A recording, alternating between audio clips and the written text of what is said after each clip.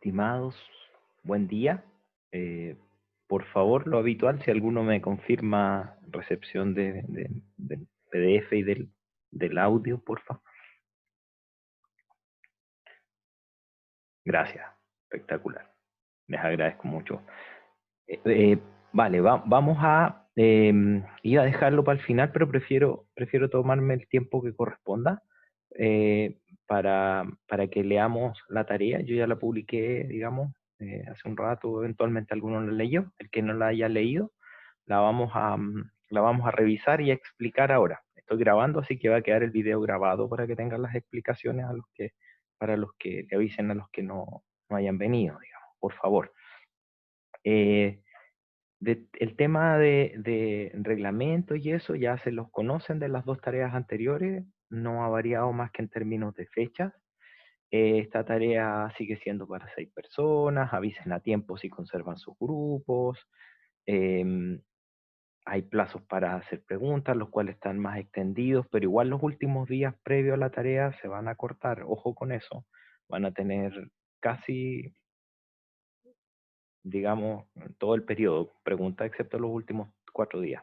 Ya, la idea es que se concentren y que hagan el trabajo a tiempo. Esa es la idea de eso.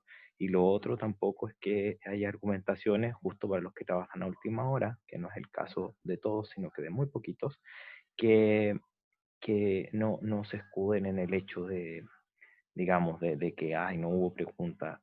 Preguntas están, pero están a tiempo. Ya, lo he dicho porque en algunas ocasiones, y no con todos, con algunos he tenido algunos problemas con eso por los ayudantes que me han indicado. Ya. Lo otro es desde hoy, a ver, voy a revisar las fechas porque esto no me raya, ahí movió. Ya, estábamos rayando en vez de mover. Ok, el, el tema de los grupos, los marqué en rojito para que no se me olvida. Tema de los grupos, al 12 de junio confirmen, porfa. Ya, porfa con eso. Desde hoy está disponible el enunciado. Las preguntas, porfa, por foro. Ya, me quedo corriendo. La por foro. Ya, lo habitual de no copiar, de no soplar cuando estén preguntando y eso se agradece harto es súper fácil. Pregunten lo que no se entiende, incluso abiertamente, no entiendo tal cosa y se puede explicar, pero no que yo hice esto, si está bien o mal, pero no se puede. ¿Ya? Las preguntas cierran el 18. No hay, por eso no hay pregunta, no hay respuesta hasta esa fecha. Es lo que estamos haciendo hoy día, explicar la tarea durante la cátedra. Porfa, después de en la clase, acuérdense que tienen hasta el 18. Vamos a gastarnos ahora harto tiempo en esto, así que la clase el 16, porfa, no preguntas verbales, aprovechemos el foro y esta situación, ya esta instancia, porque estoy súper atrasado, ya, en la materia. Vamos a alcanzar a ver todo, pero me hubiera gustado ver más. Después, hasta el 22 de junio, se cierra ojo que se cierra el 18 el foro, pero tienen hasta el 22 para entregar. Por eso les digo que tienen 2 semanas a partir de hoy, 2 semanas y un día, digamos. Y después de eso, ¿qué es lo típico de las reglas de atraso? 2 días después, cuando ya se pase el plazo de los atrasados, se les entregó la pauta. Los ayudantes tienen que tener las tareas después de 15 días, les resté 5 porque estamos ya cerrando semestre, o sea, vamos a estar cerrando semestre. Y de hecho esto lo tengo que revisar. Ya lo voy a anotar si no se me olvida revisar, porque si no vamos a tener, por último yo me tomando también, para ayudar ahí. Deben, porfa, revisar las entregas, lo habitual, para que esas entregas estén completas. Porfa, los que entreguen en escritura a mano, con letra clara y buenas fotos. Portadas, tareas.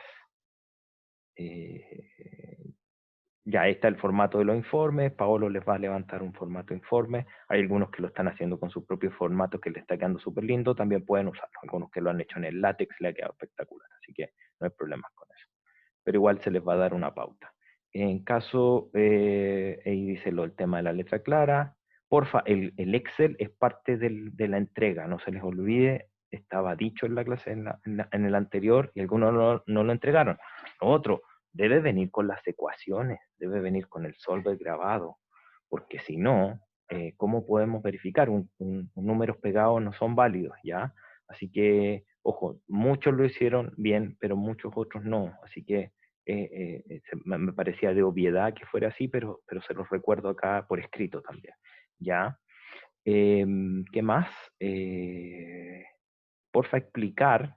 De hecho, ¿saben qué? Voy a hacer un update. Voy a explicar el tema, la explicación del, digamos, de la rúbrica, que la puse en gris, que la puse la prueba pasada, pero esta no la puse, se me fue.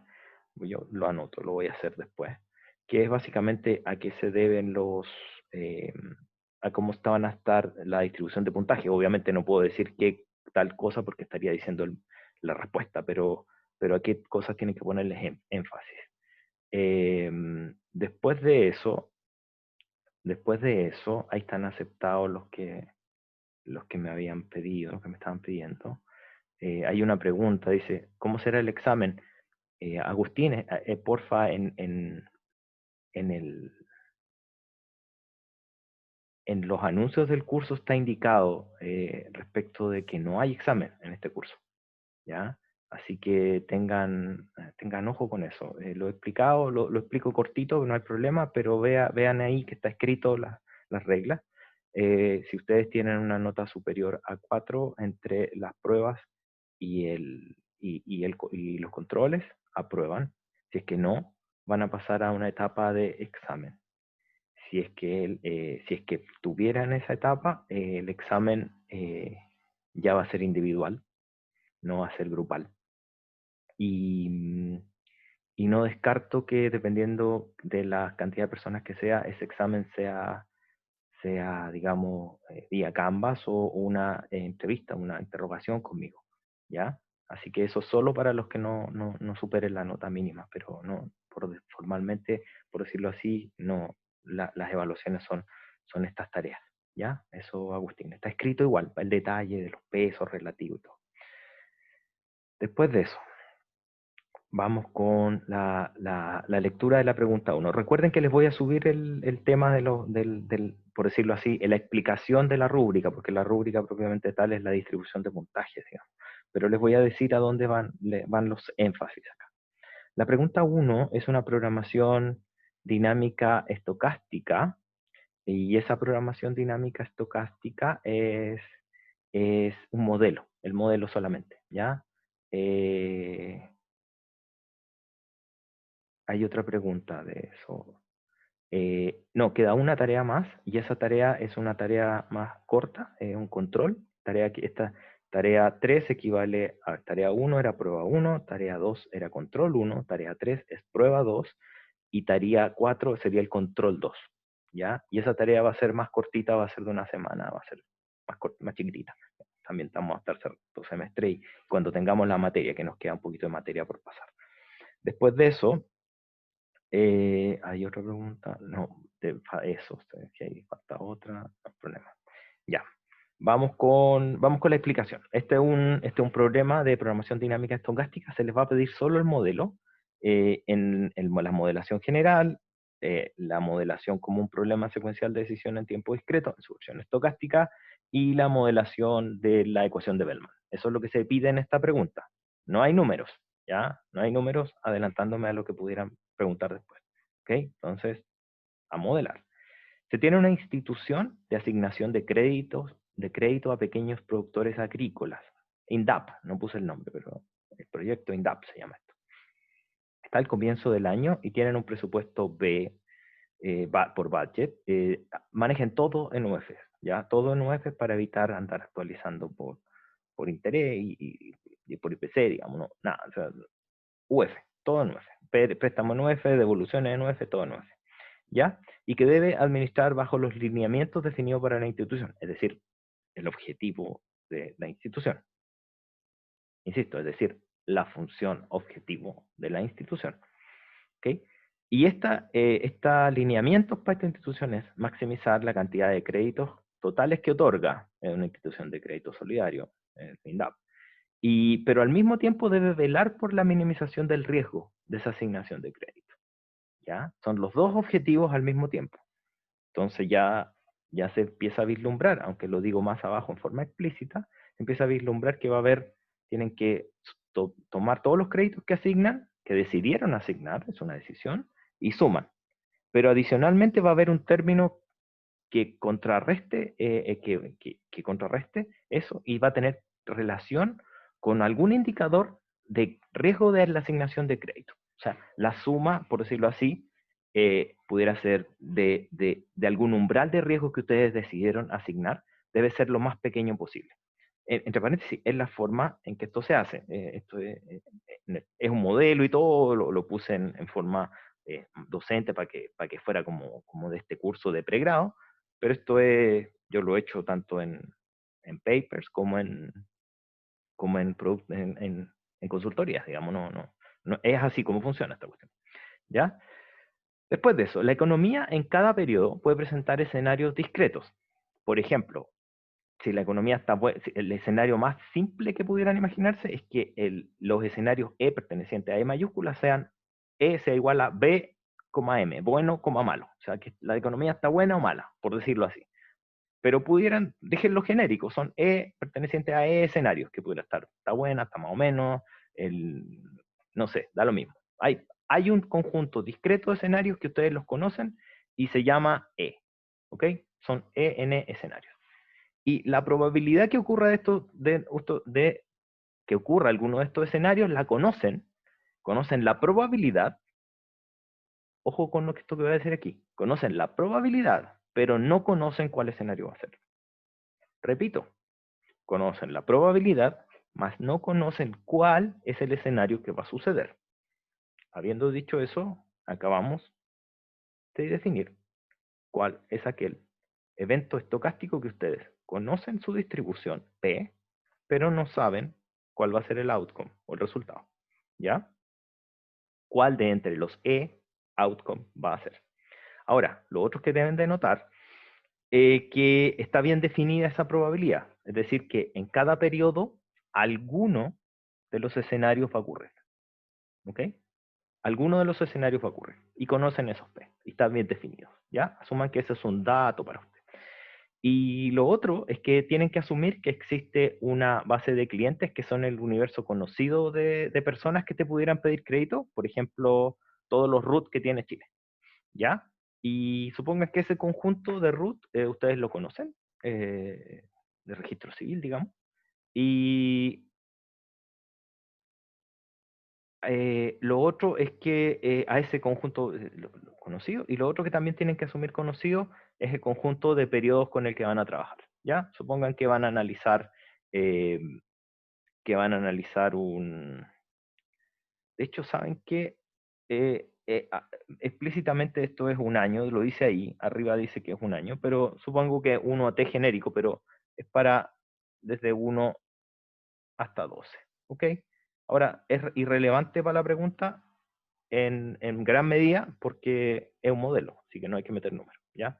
Pero lo que sí es relevante es que eh, no hay, voy a llegar a eso, lo voy a explicar un poquito después, pero la idea es que estos créditos, va a estar escrito después, pero lo aprovecho a explicar ahora. La idea es que estos créditos, y así como se hace en el crédito agrícola, digamos, sobre todo en el INDAP, que cuando uno pide el crédito, a diferencia de los créditos que uno pudiera pensar una hipoteca, por ejemplo, un crédito de consumo, no sé.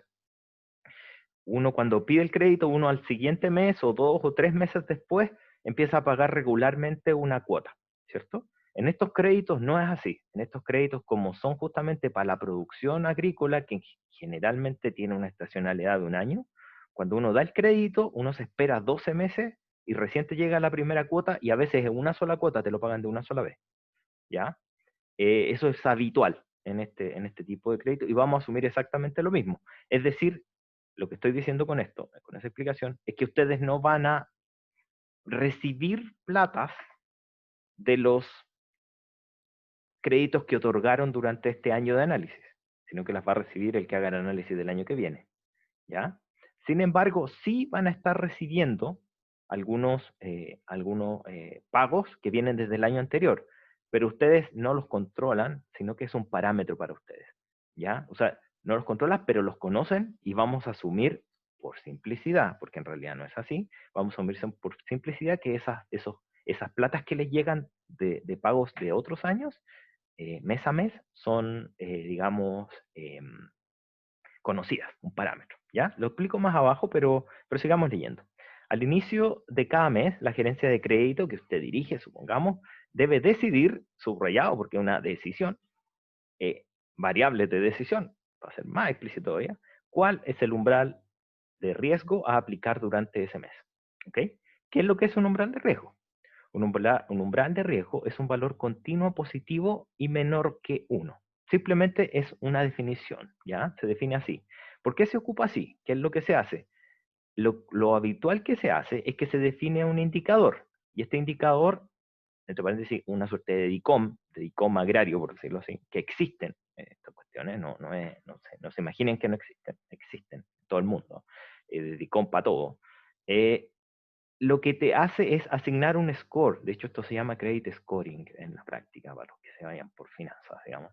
Yo soy de gestión de operaciones, pero trabajo en pricing, finanzas, riesgo, portafolio, casi que soy financiero, digamos. No que casi soy financiero en realidad, pero trabajo en gestión de operaciones porque ocupo los métodos. Pero esto, ¿cómo se llama? Se llama la probabilidad de default, la probabilidad de caer en desgracia y no pagar el crédito, digamos, ¿ya? Y este número es un dato para ustedes. Ojo con eso. El default, la probabilidad de default es un dato. ¿Y por qué es un dato? Porque uno lo puede calcular. A uno le llega una petición de crédito y uno es tan simple, si fuera un crédito de consumo, por ejemplo, es tan simple como pedirle el DICOM a la persona y te entregó su POD al tiro, te entregó su probabilidad de default al tiro, porque uno puede asumir esa como una medida válida. Ya, pero ¿qué es la probabilidad de default? Es, una, es la probabilidad que la persona no te pague el crédito cuando te lo pidió. O sea, si tú sabes que llega una persona que tiene malos antecedentes, su probabilidad de default va a ser muy alta, casi cercana a 1. Si llega una persona con una probabilidad de default cercana a 0, entonces es un buen pagador. ¿Ya? Ojo con esta probabilidad, que si bien es una probabilidad, es conocida por ustedes, ¿ya? Es conocida por ustedes, la probabilidad la conocen, ¿ya? La conocen. Y la conocen en cada uno de los escenarios. La conocen para todos los escenarios. Es un dato. Para todos los escenarios E, ya sea la economía buena o mala, ustedes saben cuál es el POD. Solo no saben cuál es el escenario. Pero esa es otra probabilidad. Lo que no saben es cuál va a ser el escenario. Pero si ustedes ya conocen el escenario, ustedes sí conocen la POD, la probabilidad de default. Ojo con eso. Es decir, la probabilidad, el riesgo, para que no se confundan con el tema de qué es evento aleatorio y qué no. El único evento aleatorio acá es el escenario de la economía. Pero la probabilidad de default, ustedes la conocen. ¿Ya? Ojo con eso. Así que más que llamarle, más que en sus cabezas no se metan tanto la probabilidad, sino que pongan el riesgo de no pago. Llámenle así para que no se confundan. ¿Ok? Hay maquinitas para estimar esto, está el DICOM y hay muchas otras, y también hay maquinitas de riesgo de crédito. Yo he trabajado en algunas, de hecho ahí si quieren les muestro un paper para que me crean, digamos. Y después de esto, ustedes después que calculan esto se aplica a cada cliente cada root, ustedes le van a hacer su probabilidad de no pago, a cada escenario. Ustedes pueden ponerse en distintos escenarios de la economía y ver cómo va a estar cada persona, se puede calcular eso, y para cada periodo. ¿Ok? También depende del periodo, del mes. ¿Ok? Después, entonces, si llega ¿cómo funciona esta cuestión? En términos de cómo se juntan los comités de crédito. Uno está en un banco al inicio del mes y uno dice, ok, corramos todos los modelos, vamos a tener toda la data, no sabemos quién no, nos va a llegar, pero sí tenemos que definir el umbral, definir el umbral de crédito que vamos a aceptar. ¿Cómo funciona ese umbral de crédito? Ese umbral de crédito funciona de la siguiente manera. Si ustedes al inicio del mes dicen, ok, vamos a aceptar un umbral de crédito de 0.5, Eso implica que todas aquellas personas que después, durante ese mes, lleguen con un umbral inferior o igual a 0.5, entonces ustedes les van a otorgar el crédito. Y a todos los que lleguen superior a ese 0.5, es decir, que son malos pagadores por más del 50% de probabilidad, entonces ustedes no le van a asignar el crédito.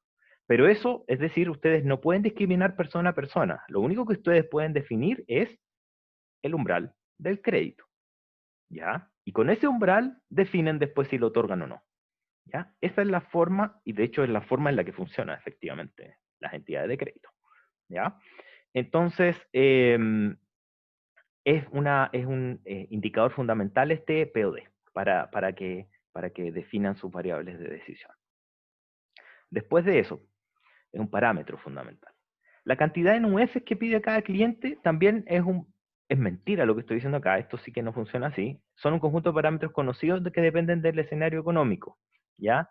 Pero vamos a asumir que son, en realidad esto es una variable aleatoria también, pero lo vamos a asumir que es un parámetro, que es conocido. Entonces van a asumir ustedes que la cantidad de plata que les pide cada persona, ustedes la van a conocer, ¿ya? Ahora, las estimaciones son bastante buenas. En general personas se define mucho por el poder adquisitivo de la persona. Uno no sabe exacto cuánto te va a pedir una persona, pero en general uno tiene idea. Es decir, si uno tiene un determinado nivel de ingreso y patrimonio, en general uno puede estimar bastante bien cuánto va a ser el monto pedido, digamos. No es tan loco el supuesto que estoy haciendo también ahí. Pero vamos a suponer que es un valor conocido, constante, que es el monto que les pide cada persona en el tiempo T, en el escenario, si dependiendo cómo esté el escenario. ¿Ya? Supongan que lo conocen. Y lo otro que es súper importante es que fíjense que la mayoría la mayoría de las personas en general no pide crédito. Entonces, ¿qué significa que no está pidiendo crédito? Es una persona que su monto pedido es igual a cero. O sea, si el monto que pidió es cero, entonces no está pidiendo crédito. Conclusión, no le pueden asignar crédito a personas que no les han pedido. Ya, eso tienen que tener cuidado con eso. Después de eso, esto es lo que ya había explicado más arriba, ahora lo leo nomás. Dice, por las características del negocio agrícola, los pagos se realizan al mes 13 después que el cliente pidió el crédito. Así, como usted solo analiza un año, no recibirá las cuotas de pago de crédito de los clientes que le pidieron en el año que usted está analizando. O sea, los que ustedes les pidieron, ustedes no ven esos pagos, los verá el gerente del año que viene, así que son ustedes mismos, suerte por ustedes. Ahora, sin embargo, sí recibirán un monto gamma sub T, ¿ya? Nuevamente 9, y que corresponde a los pagos del año anterior, ¿ya? Por simplicidad, esto también es una variable aleatoria, de hecho, depende de la probabilidad de default, pero por simplicidad, asuman que son parámetros conocidos, ¿ya? Unas son constantes, úsenlas, solo úsenlas. Después, otro tema importante, que lo expliqué arriba y ahora lo repito leyendo. Por simplicidad, asuma que el peso relativo de la suma del riesgo de asignación de crédito, ¿ok? Es decir, la suma de todos los umbrales que decidió cada uno de los meses. Sigo. Con respecto al total esperado de créditos asignados, y, y, e insisto sobre eso, al total esperado de créditos asignados. O sea, ustedes van a asignar unos créditos, pero no saben cuántos son, porque hay una variable aleatoria metida entre medio. Entonces tienen que irse por por la esperanza, ¿ya? Y hay un número total, y ese número total esas dos cosas tienen una diferencia en peso que es relativa. ¿Se acuerdan que tienen que maximizar el crédito asignado? Es decir, maximizar la cobertura del INDAP, pero también tienen que bajar el riesgo. Ahora, ¿qué es lo que le está diciendo? Dice, luego, si su función objetivo es la maximización del número esperado de créditos otorgados menos la suma de los umbrales que haya definido, entonces el factor que acompaña al número de créditos será 1 y la suma de umbrales de riesgo, el factor que acumula a la suma de umbrales de riesgo que se resta es alfa. ¿Ya? Eso les sirve para saber cómo pesar cada uno de los dos componentes, de los dos ingredientes que tiene la función objetivo. Háganlo así, no hagan otros supuestos heroicos. Por algo les estoy dando eso les facilita mucho la vida. No es necesario hacer optimización binivel, que den 2 niveles, que es una cuestión que ni siquiera la vemos en la universidad, un tópico avanzado que les dejo a los que quieran preguntar y les mando algún libro, pero no es optimización en múltiples niveles, es uno pesa 1 y el otro pesa alfa. No se hagan más problemas que eso, ¿ya? Después de eso, ¿qué se pide? Se pide lo más relevante, de hecho, del punto A, que hagan el modelo de optimización que les permite asignar los créditos durante el año, ¿ya? Y a la vez que minimice los umbrales de créditos que defina en cada periodo, ¿ya? ¿Cómo los pesan? Con el 1 y con el alfa que les dije arriba. Ojo que uno es máximo y el otro es mínimo, así que es una resta. Y lo otro es que respeten, por supuesto, las reglas que están inmersas dentro de la descripción. Y eso implica que tienen que darse cuenta de cuándo asignan, de cuándo no, van a tener que hacer uso bueno, tienen que definir sus variables y tienen que ser muy cuidadosos con darse cuenta con el tema de que es variable aleatoria y que lo, ¿ya? Que pueden recorrer el video cuando ya lo dejé arriba, porque ya lo expliqué. Eso, esa es la pregunta 1, es solo modelo, solo modelo, solo modelo, no tiene números, ¿ya? Solo modelar. Después de eso, pregunta 2. Enfrentamos nuestro, y le van a seguir dando lata con este problema porque es muy importante. De hecho, el otro día sacaba la cuenta con los que están en Walmart, tengo solo de mis memoristas, solo de mis memoristas, que ya cuentan más de 100, solo de mis memoristas hay como 13 trabajando como demand planner. ¿Qué es lo que hacen los demand planners? Hacen un lot sizing. ¿Y qué es el lot sizing? Es el problema de la bodega. Lo que tienen que definir es, pero no para un solo producto, sino que cada uno en Walmart tiene como 400 SKUs, están locos ahí manejando el stock de muchos productos. Así que esta cuestión les puede tocar trabajar en esto, así que no es, por eso les damos tanta lata con este problema, ¿ya? Pero ¿cuál es el problema? El problema del lot sizing, lo explico igual, por completitud.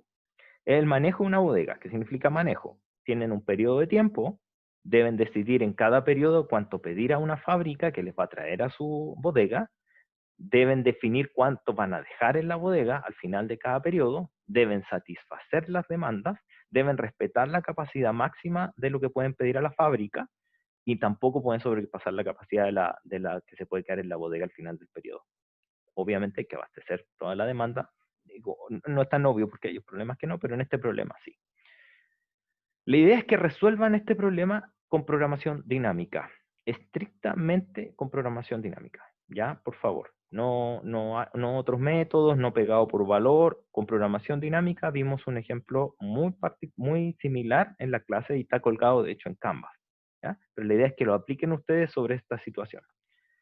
Consideren las siguientes simplificaciones para que les sea más fácil implementar su Excel.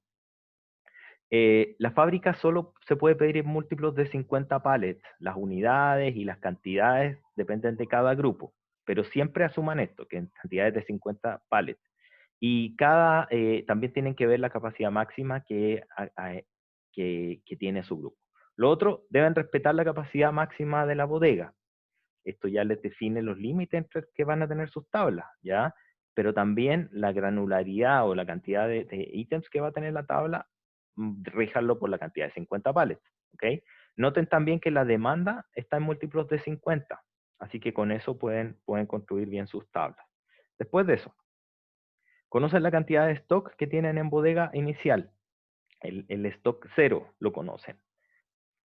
Cada grupo va a tener uno distinto seguramente y está en el archivo Excel que está armando Pablo, ¿ya?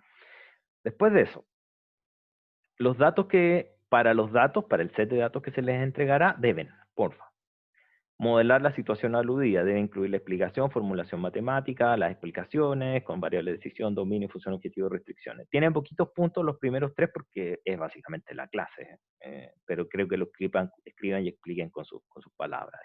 ¿Por qué es importante que lo hagan? Porque van a tener que programarlo, ¿ya? No es solo que lo lean, sino que lo hagan suyo porque lo van a programar, ¿ok? Después de eso, la B, expresa el problema como un problema secuencial de decisión en tiempo discreto. Es decir, tienen que identificar el horizonte de tiempo, las variables de control, las variables de estado, la función de valor, que es la función de transformación de estado phi. y tienen que hacer expresar en el global el problema secuencial de en tiempo discreto. Después de eso, la ecuación de Bellman, ¿ya? Para el problema que están enfrentando. Escriban la ecuación de Bellman y con eso completan las primeras tres partes. Eso ya es puro digamos, papel, por decirlo así. Y ya después nos vamos al Excel. Y en el Excel, la idea es que tienen que entregar el Excel utilizando programación dinámica y no pegado por valor, por favor. El problema que tienen ahí, van a tener las demandas, el costo del pedido, van a tener el costo de almacenaje, van a tener todos los ingredientes que digamos que uno requiere para poder hacer la modelación. La idea es que lo resuelvan con programación dinámica determinista. Eh, Nosotros, para los que hay algunos que no me ha pasado este semestre, pero me ha pasado otros semestres, me preguntan a veces cuando tienen alguna tarea si lo hacen en forward o en backward. Yo siempre les respondo lo mismo. Esto es para los que no han venido a clases, para que les soplen o para que quede grabado. En la clase vimos backward, ¿ya? Es decir, yo les estoy recomendando en forma implícita que ocupen backward. Ahora, si quieren ocupar, es decir, que se sitúen en el futuro y empiecen a resolver hasta el presente para hacer su programación dinámica.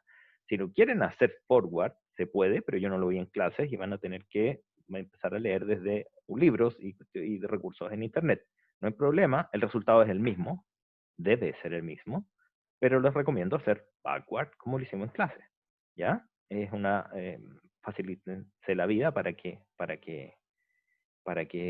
digamos, para que van a pelear con eso, no hay problemas con eso. Ahora, los que se hayan colgado de algún recurso web y que hayan aprendido a hacerlo para el otro lado, bueno, si el resultado está bueno, el procedimiento está bueno, los ayudantes y yo también estamos capacitados para poder revisarlo porque sabemos hacerlo para los dos lados, entonces también se lo vamos a revisar. Pero por facilidad, los que están ahora en aula, por decirlo así, háganlo backward, digamos, sale más fácil. ¿Ya? Después, pregunta 3. Pregunta 3 es el problema de localización a costo mínimo. Igual lo explico, ¿ya? Pero es el problema de localización a costo mínimo que vimos en clase. Se enfrenta a una grilla cuadrada de 6 por 6 kilómetros con 36 cuadrantes o grillas de 1 kilómetro por 1 kilómetro. Es decir, como la figurita que está acá, ¿ya? En el fondo usted tomó un pedacito de Santiago y lo dividió así. Lo dividieron así como para entender que son como 10 cuadras, pues son 10 manzanas, por decirlo así, algo así. ¿Ya? Entonces ustedes tomaron ese cuadrante y dijeron, ok, en ese cuadrante ustedes van a tener algunas demandas. No, voy a explicar primero el tema de las grillas, para ver cómo funciona. Entonces imagínense que ese cuadrante, esa zona geográfica es cuadrada, que la dividen en cuadritos de 1 kilómetro por 1 kilómetro. Cada uno de esos cuadritos, adentro hay calles y eso, pero por simplicidad vamos a suponer que son calles españolas, como de mero recto, digamos, y, y por ende, cuando ustedes quieren llegar de un lado a otro, pueden asumir la norma Manhattan, ¿ya? La norma Manhattan es la norma que toma los valores, por decirlo así, no es irse por el punto más corto, no es irse por la hipotenusa, sino que irse por los catetos, e irse por los bordes, ¿ya? Que es como caminar por la calle. Y es decir, si ustedes quieren calcular la distancia desde un cierto grilla a otra, entendiendo que ustedes identifican por filas y columnas estando acá las filas del número de la grilla y acá las columnas del número de la grilla, cuando ustedes quieren calcular la distancia que recorren de un lado a otro, lo pueden hacer con esta forma. Y eso es un dato, no es una restricción, es un dato, ustedes tienen esa información, ¿ya? Se parece mucho, es lo mismo, digamos, que les expliqué que hicieron en la otra tarea, ahora se lo hice más explícito con numeritos porque tienen que calcularlo, ¿ya? Pero lo hice con esta nomenclatura de fila columna como para que tengan ahí la fórmula. Ese es un dato, pero tienen que calcularlo, o sea, por eso se los di, ¿ya? Ahora con numeritos, digamos. Lo otro, en cada una de las grillas ustedes conocen la demanda, lo cual, como siempre les he dicho, es medio falso, pero asuman que la demanda la conocen. Y por supuesto es distinta por grupo la demanda. Y los otros que tienen un subconjunto, tal como el modelo de clases, tienen un subconjunto de puntitos en la grilla, no todos, algunos de los puntos de la grilla, no todos, van a ser susceptibles de tener una bodega, ¿ya? No todos tienen bodega, pudieran tener bodega, pero algunos de ellos pudieran tener una bodega y ustedes tienen que definir si van a poner ahí una bodega o no, ¿ok? Y para instalar una bodega, ustedes incurren en un costo de inversión conocido, C sub J, digamos, y pueden abrir las bodegas una sola vez. Es decir, si tienen ahí un espacio para poner bodega, esa bodega es una vez nomás. No pueden poner en el lugar más barato 50.000 bodegas. No, una bodega nomás. ¿Ya? Y después de eso, conocen la capacidad cuando se abre esa bodega y también conocen el costo de esa, que es el costo de inversión. ¿Ya? Conocen la capacidad que se llama CAPJ. Después de eso, las bodegas deben repartir, se deben repartir los pallets de productos hasta las grillas de demanda. Y el costo de transporte es un costo variable, constante, pero que depende de la cantidad de pallets y de la distancia recorrida. Es decir, se mide en pesos por kilómetro por pallet. O sea, ese costo variable es fijo, que es como el rendimiento del camión. Pero ustedes tienen que agregar cuánto recorren y cuántos pallets le echan arriba. ¿Ok? Los kilómetros que recorren salen de la distancia que recorren, que estoy marcando en este momento, y los pallets los tienen que decidir ustedes. Decidir, y por ende son decisiones, variables de decisión. ¿Ya? Y deben abastecer toda la demanda. Los pallets se entregan completo, no por parte, es decir, de programación entera, digamos. ¿Ya? El objetivo es minimizar los costos totales de inversión en bodega, definiendo cuál es bodega, costos totales, y aquí tiene un error, súper bueno leerlo. Costos totales de inversión en bodega más, a esto le voy a hacer un update, más los costos de abastecer demanda. Ya le voy a hacer el update al final de la clase. Más los costos de abastecer demanda. O sea, la inversión, tal cual es de la clase, más el costo de abastecer demanda. Tienen que definir cuáles bodegas van a abrir, por supuesto. Desde cuáles bodegas atienden a cuáles demandas. Ya tienen que definir eso. Las cantidades de pallets que se van a ir desde tal bodega a tal demanda. Tienen que, por supuesto, cumplir con las restricciones que se derivan de las explicaciones anteriores. El modelo pesa nada, pesa 0,1 porque están los apuntes básicamente, en la clase, pero nuevamente, al igual que el caso anterior, quiero que lo escriban y lo hagan suyo con este dis y j y con la grilla y con toda la cuestión, porque lo van a programar. Entonces, más que entender solo la fórmula, tienen que entender el detalle de los subíndices porque se van a meter a programarlo. Programarlo, entre comillas, lo van a hacer en Excel. Se puede hacer en Excel, ojo, alcanza Excel. Me preocupé de poner una grilla lo suficientemente chica para que alcance en Excel. Si lo quieren hacer en otra cosa, no sé, hay un servidor que se llama Neos, del que pueden usar a MPL o GAMS, o lo que hayan aprendido con Carrasco, que a veces enseña GAMS, a veces enseña AMPL. Si quieren hacerlo con Skip, con la herramienta PyPy de Python, también lo pueden hacer. Pero se puede hacer con Excel, ¿ya? Cabe en Excel, yo tengo la pauta en Excel, de hecho, así que ojo con eso. Hice la pauta en Excel para un caso base, los otros casos lo está también, como tiene las mismas dimensiones, seguramente va a correr, así que no hay problema con eso, ¿ya? Y lo otro es que les insisto sobre eso, yo sé que la mayoría no lo hizo, pero para los que no lo tengan claro, deben ser parte de su entrega el Excel. Lo primero, tiene que venir con la fórmula y con el solver.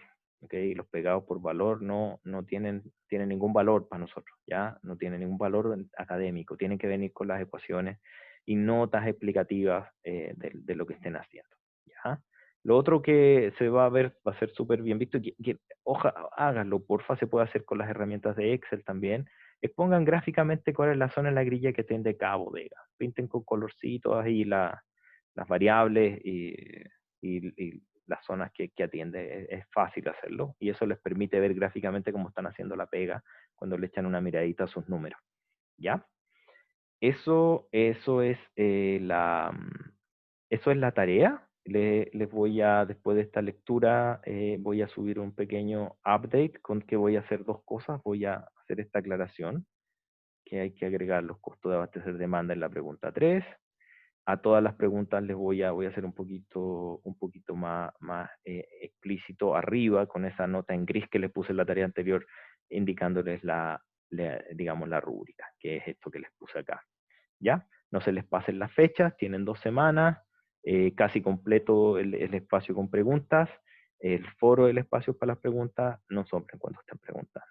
Si quieren ahora preguntan sin problemas y en forma libre, porque ninguno seguramente ha comenzado a hacer la tarea, así que disparen nomás. Voy a empezar a guardar esto y les voy a dar un minuto para que eventualmente formulen sus preguntas mientras guardo esto, ¿ya? Está abierto los micrófonos, así que pueden sacarse el mute cuando quieran.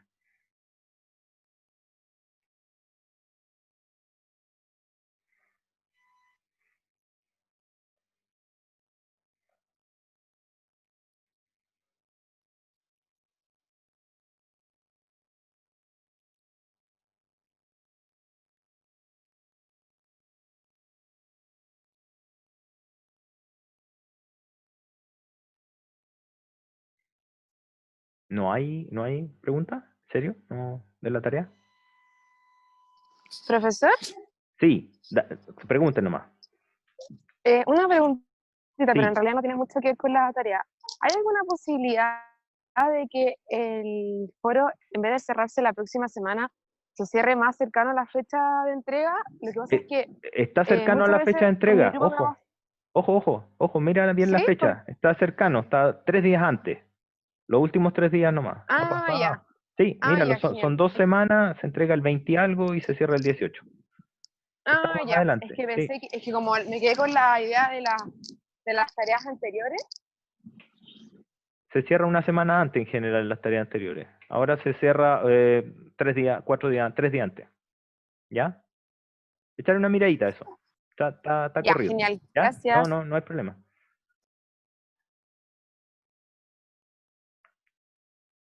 ¿Más? ¿No? Vale, no problema. Voy a hacer un recorrido por 2 problemas resueltos que ya se los colgué en Canvas, que son de relajación lagrangiana.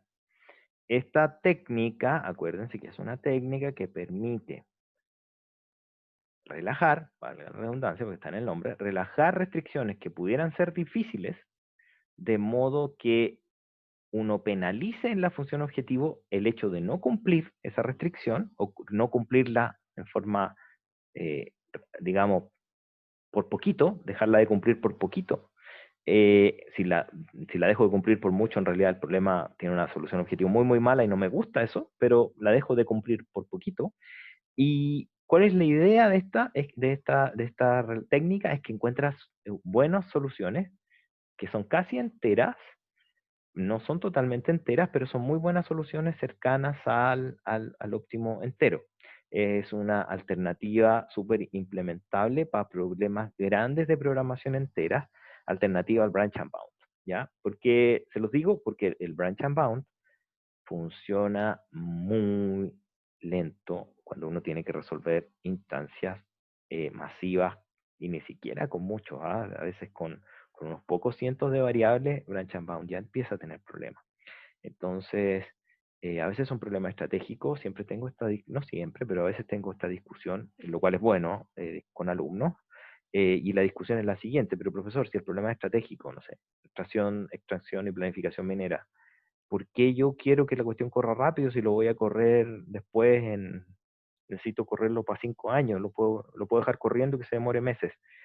La respuesta, cuando uno ya tiene definido todo lo que va a hacer y todas las asignaciones de plata y quiere el detalle de cuál cuadrito de tierra va a ir a hacer explotar primero que otro, yo estoy de acuerdo con ese comentario que hacen algunos alumnos. Uno puede dejar corriendo la cuestión 3 meses y dejar a Branch and Bound que haga su trabajo.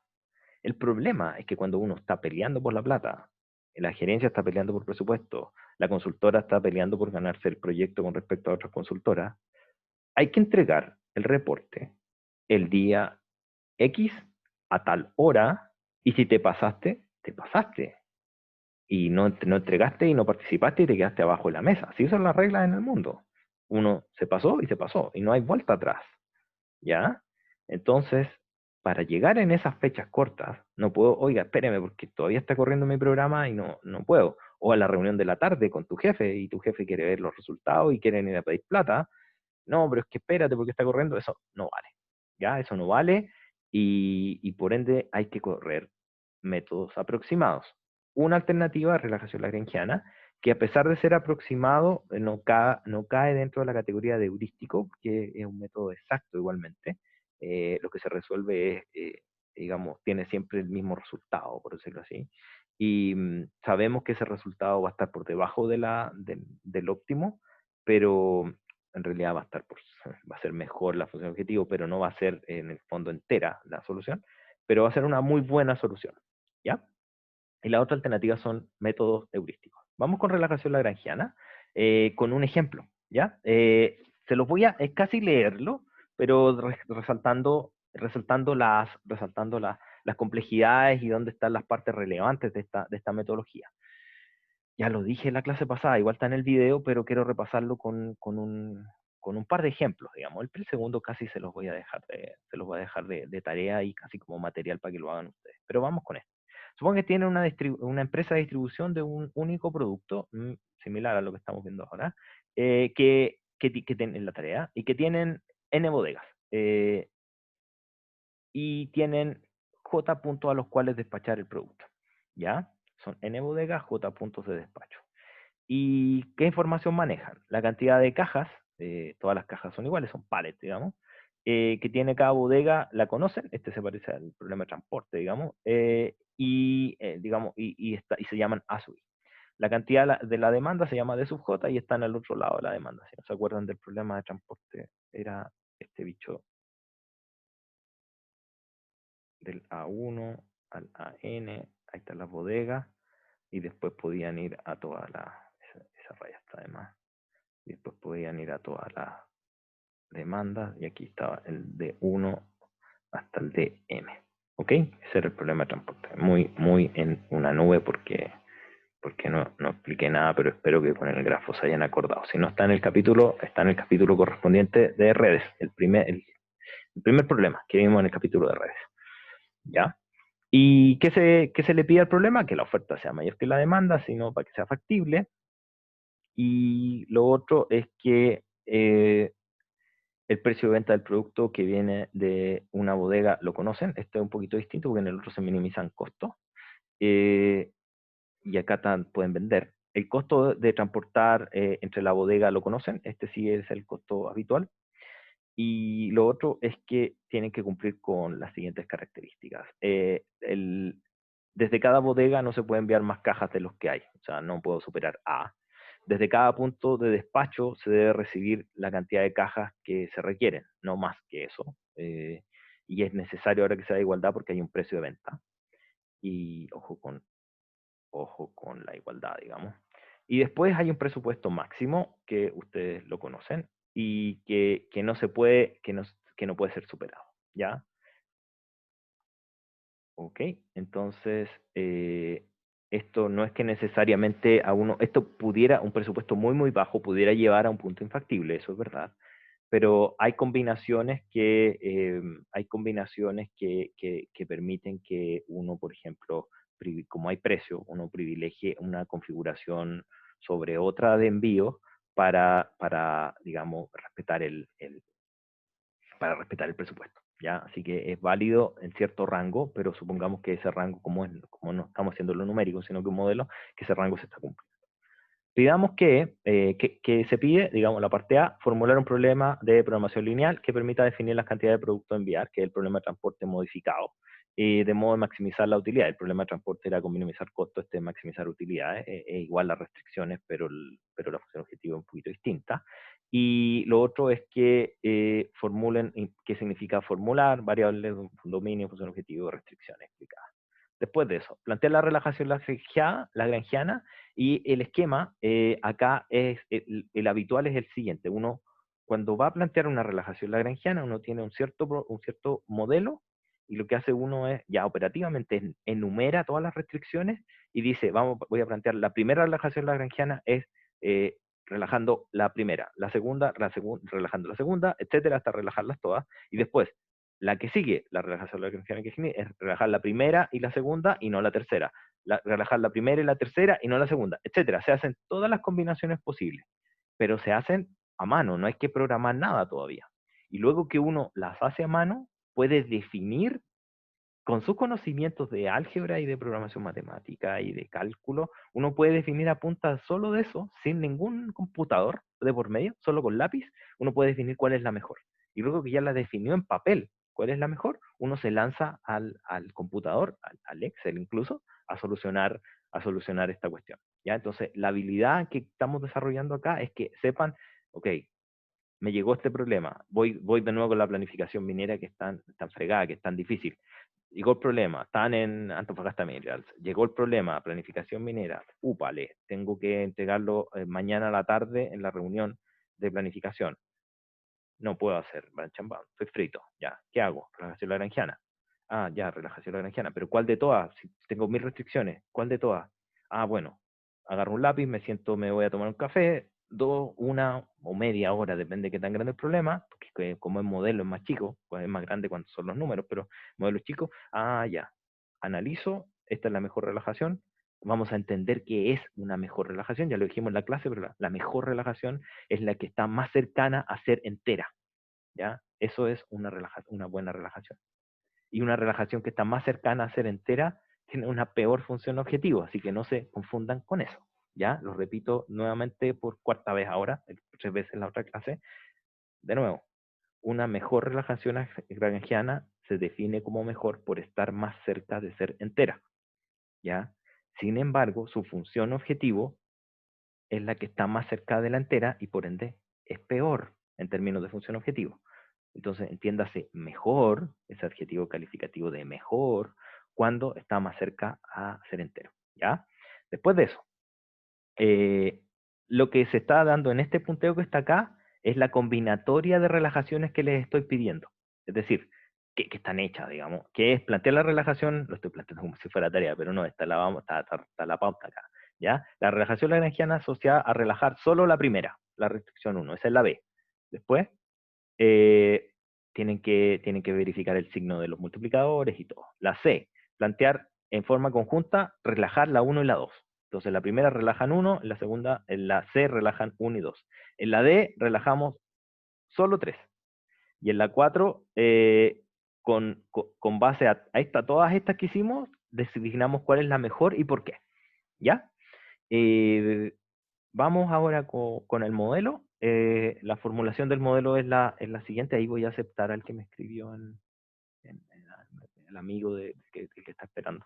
Ahí yo lo acepté. ¿Ya? Después con la resolución de este modelo. La resolución de este modelo es la siguiente. Las variables de decisión son, como el mismo grafo que está dibujado más arriba, si yo tengo mis bodegas, tengo mis demandas. Entonces, lo que tengo que definir, si estas demandas son conocidas y estas ofertas son conocidas, los A, I y los de J, entonces mis variables de decisión son los X y J, ¿ya? Que son esos que están acá. Esto ya lo sabemos del modelo un par de capítulos atrás, ¿ya? Y representan la cantidad de pallets que envían desde I hacia J. Después de eso, ahora, a diferencia del modelo de transporte clásico, en el cual se minimizaban solo los costos, ahora hacemos maximización del beneficio. Y el beneficio es el margen que queda, es decir, precio menos costo, por cada unidad de pallet que están enviando. ¿Ya? Entonces, esa es su función objetivo. Ya era súper simple, digamos. ¿Ya? Después de eso, con la misma nomenclatura, vamos a poner la restricción 1 le vamos a llamar desde cada bodega no se puede enviar más cajas de producto de lo que hay disponible. Es decir, la bodega, estoy en una bodega y todo lo que sale hacia la J bodegas, es decir, esta sumatoria de los X de Y hacia todos los J, tiene que ser menor que el A. Eso es habitual y ya sabemos hacerlo, que es esto que está acá. ¿ya? Después de eso, la restricción en cada punto de despacho, la demanda, exactamente lo mismo en la demanda, todo lo que llega desde todos los bodegas I hacia un determinado punto J, tiene que ser igual a la demanda J, que es esta ecuación que está acá. ¿Ok? Y se cumple para toda, para esto, eso está malo. Eso es para todo J, perteneciente a 1 a M o J, ya no me acuerdo. ¿Ya? Después de eso, la restricción 3, hay un presupuesto máximo, L, medido en pesos para el transporte, y es decir que las lucas que se van a gastar en transportar no pueden superar eso. ¿Ya? Recuerden que esto no carece de sentido cuando el presupuesto es muy chico y era infactible, pero ojo que como estamos, y también carece de sentido acotar la función objetivo cuando estamos en presencia de solamente costos. Pero ahora como tenemos precios y costos, eso sí pudiera tener sentido, ¿ya? Eso sí pudiera tener sentido. Porque restringe las configuraciones. Es solo eso, ¿ya? Entonces uno se puede ir por un caso un poquito más caro y ese caso un poquito más caro te permite igual funcionar. No es un rango extenso, pero supongamos que está en el rango numérico que funciona. Después, plantear la relajación lagrangiana, la primera parte del problema, y después relajamos la restricción 1. La restricción 1 es esta. Esta es la restricción 1, que es la restricción de, digamos, no pasarme en el envío de producto.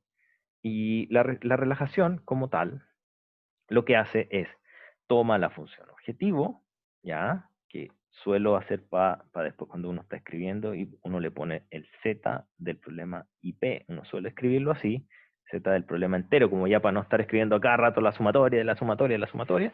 Y después de eso, uno define la relajación de esa restricción. La relajación de esa restricción, es decir, la escribo arriba, como que restando el lado derecho y el lado izquierdo de la restricción, a modo que cuando eso se deje de cumplir, exista un multiplicador de Lagrange que me penalice a la función objetivo. Y a eso yo le llamo el Z de relajación lagrangiana. ¿Ya? Entonces, para que penalice, si es que estamos en un mundo que es de maximización, para que penalice, lo que yo quiero es que cuando esta cuestión, esta restricción no se cumpla, todo esto implique una merma o una resta a esta función de relajación, que es lo que está explicado aquí abajo. Entonces, ¿cuál es la restricción? La restricción es que la sumatoria sea menor que A, ¿ok? Entonces, si no se cumple, cuando eso no se cumple, tiene que pasar que esa resta, que es la que pusimos acá, sea menor que 0. En este caso estoy violando la restricción. Entonces, la forma para que eso se penalice cuando eso es negativo es que estos lambdas sean positivos. Y aquí siempre hay unas dudas de que me preguntan, profesor, ¿y cómo se define el lambda? En general, uno define el lambda, pero debe ser consecuente con cómo escribe, en qué orden escribe el A y la sumatoria. A veces escribe el lado derecho menos el lado izquierdo, a veces escribe el lado izquierdo menos el lado derecho. Lo habitual que yo les recomiendo es seguir la misma norma que se ocupa en la dualidad lineal, ¿ya? Aunque esto es general, pues también se aplica a problemas no lineales, pero apliquen la misma regla digamos, de programación lineal. Es decir, escriban el problema o imagínenselo en su forma canónica o estándar, y en esa forma canónica, cuando es de maximización y la restricción es de mayor o igual, entonces el multiplicador de Lagrange o variable dual, la variable dual es mayor que 0. En este caso, el multiplicador de Lagrange es mayor que 0. ¿Ok?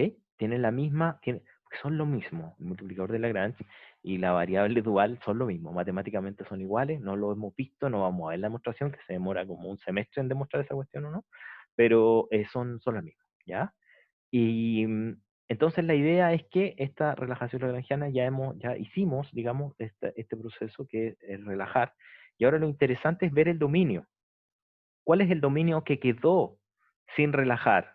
El dominio no relajado, digamos, ¿qué es lo que tengo que seguir cumpliendo?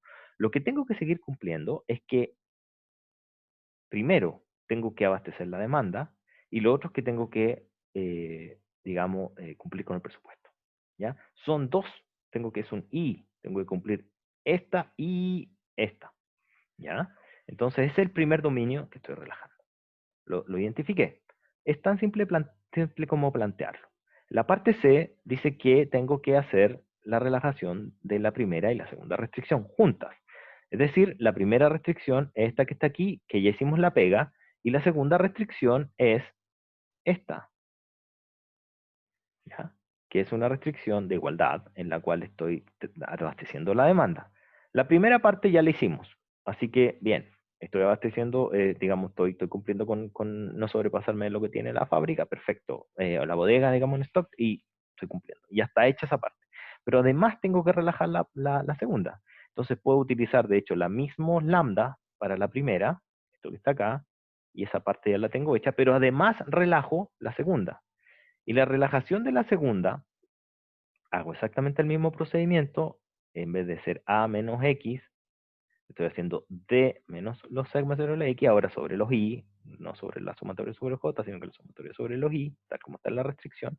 Esta es la restricción 1, esta es la restricción 2, digamos. Y ahora aplico un nuevo conjunto de multiplicadores mu, le pongo otro nombre para diferenciarlo de los primeros, lambda, y mi función relajada va a depender de lambda, de mu, porque es un vector, son vectores, y del x, ¿ya? Esa es mi versión relajada. Se trata de una, nuevamente, ahora sí ocupo la receta que les dije arriba, en el caso de las restricciones 2, que se tratan de restricciones de igualdad. ¿Qué es lo que pasa cuando son de igualdad? Las variables duales son irrestrictas. ¿Ya? Cuando la restricción es de igualdad, la variable es irrestricta. ¿Ya? Y el dominio, súper simple, es reconocerlo. Lo único que quedó, si relajé la 1 y relajé la 2, lo único que quedó que hay que cumplir es el presupuesto. ¿Ya? Después de eso, hay que plantear la relajación lagrangiana asociada a relajar, sobre la redundancia, solo la restricción de presupuesto, que es esa que está ahí, ¿ya? Y lo otro, y esa restricción de presupuesto, notemos que como está sumado por IJ, ese L es un escalar, es una sola restricción. Entonces me va a generar un solo multiplicador de Lagrange, que le pongo eta o nabla, dependiendo de quién. Hay algunos que le dicen eta, otros nabla, no sé, los de Tata Sánchez y los de no sé cuántos, le dicen distinto. Yo le voy a decir ETA, ¿ya? A ese ETA, que está ahí. Hay una pregunta, ya voy por la pregunta, Vicente, dame 2 segundos, explico esta relajación. Y yo relajo la tercera restricción, y el significado que tiene es que si violo el presupuesto, entonces eso me va a influir en forma, digamos, negativa sobre esta relajación de la energía. Termino el dominio y voy, Vicente, con la pregunta, ¿ya? Después digo el dominio. Obviamente el dominio de relajar, relacionado con relajar 3, es que se tenga que cumplir 1 y 2, ¿ya? Esos son los dominios. Hay una pregunta, dice, profe, ¿y qué significa esa nueva parte de ZRL? Me refiero a variables. Esa no, súper buena pregunta. Cuando uno está haciendo una relajación lagrangiana, y voy a explicarlo acá, cuando uno está haciendo una relajación lagrangiana, uno toma la función original del problema entero, que depende solo del vector digamos, de lo que uno está optimizando, de mi variable de decisión, y le agrega un término, ¿ya? Le agrega este término, que son las penalizaciones, le agrega las penalizaciones que tienen el siguiente significado. Cuando yo violo la restricción, ojo con eso, cuando yo violo la restricción, es decir, yo me paso el presupuesto, en este caso chiquito que estoy acá, entonces eso me va a doler en el bolsillo en una función objetivo que yo estoy generando para ver esa penalización, que se llama el ZLR. Entonces, ¿qué es lo que pasa? Si es que el presupuesto que yo me gasto realmente supera, si es que es mayor a L, entonces todo esto es menor que 0. El nabla, por definición, digamos, yo lo definí así para que fuera positivo, es positivo. Entonces, todo este término que está acá, sería negativo en el caso en que yo viole la restricción. Entonces, ¿qué significa? Si yo violo la restricción, si yo violo esta restricción, a mi solución yo le voy a estar restando un término. Es decir, cuando no me gusta que esa restricción no se cumpla. ¿Ya? Eso significa económicamente. Yo estoy penalizando la función objetivo dado que eventualmente no cumplo con la restricción. ¿Ya? Ese es el significado. ¿No? Encantado.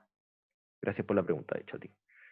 Después de eso, con base en la parte E, con base a los conocimientos de dualidad lagrangiana, ahora viene la parte de análisis, ahora viene la parte, digamos, más difícil, que es, ¿cuál es la mejor? Porque tenemos todo, tenemos la relajación, tenemos los dominios, pero ¿cuál es la mejor? Y ¿por qué no se ponen juntas las tres en un... ¿Se pueden poner juntas? Buena pregunta, Vicente. Mira, en general, cuando uno hace relajaciones lagrangianas, eh, trata de no unir todas las restricciones porque se pierde, porque en ese caso, cuando las relaja todas, uno llega a una situación en la cual está en presencia o de un problema lineal, simplemente continuo, y vas a obtener una solución igual a la del problema mediando una buena definición de los eta, lambda y mu. Vas a llegar a la misma de la lineal, relajando todo, digamos. Y es difícil encontrar numéricamente los lambda, mu y eta. Y lo otro es que en general, cuando uno... Es que eso, que se pierde la gracia del método, porque simplemente vas a encontrar la lineal. Entonces, para relajar lineal, mejor simplemente olvidar que el X es entero, ¿ya? Es por eso que en general no se ocupa relajar todo, ¿ya? Es por eso solamente, ¿ya? Eso. En la última parte, que es la parte, digamos, más compleja, es respecto de la parte B, C y D, es decir, de relajar